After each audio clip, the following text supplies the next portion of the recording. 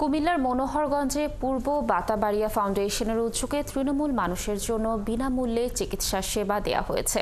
এতে মেডিসিন, শিশু, বাত, গাইনি, যৌন ও চর্মসহ অন্তত ৫৬ জন বিশেষজ্ঞ ডাক্তার অংশ নেন। প্রায় ২,০০০ রোগী ওষুধ এবং প্যাথোলজি সেবা পান।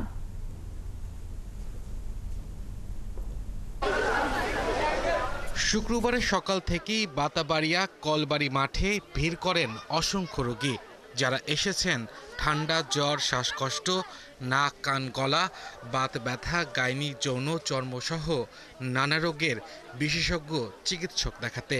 এখানে ডাক্তার দেখাইছি, ডাক্তারের আমাকে মেডিসিন লিখে দিয়েছে, পরামর্শ দিছে। আজকে ৪-৫ বছর আমার সমস্যা এটা। এখন এখানে মেডিসিন ডাক্তার দেখানোর জন্য আসছি। কোনো রকম সমস্যা নাই, সুস্থ আমরা যদি চিকিৎসা পাই তাহলে আল্লাহর কাছে অশেষ দোয়া করবো আল্লাহর কাছে।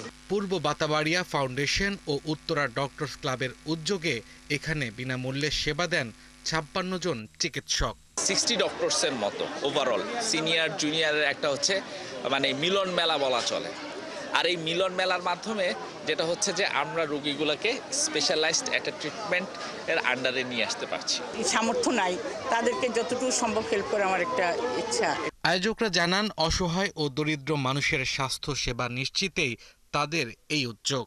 সংগঠন থেকে বন্যার সময়, করোনার সময় বিভিন্ন প্রয়োজনে শিক্ষা এবং খেলাধুলা, মানবিক কাজগুলো আমরা সবসময় করে আসছি এবং আমাদের এই কাজ চলমান থাকবে। প্রায় ২,০০০ রোগীদের মেডিসিন ও রক্ত পরীক্ষা, ইসিজি সহ সেবা দেওয়ার পাশাপাশি ফ্রি ওষুধ বিতরণ করা হয়। আব্দুল আল মামুন, ৭১।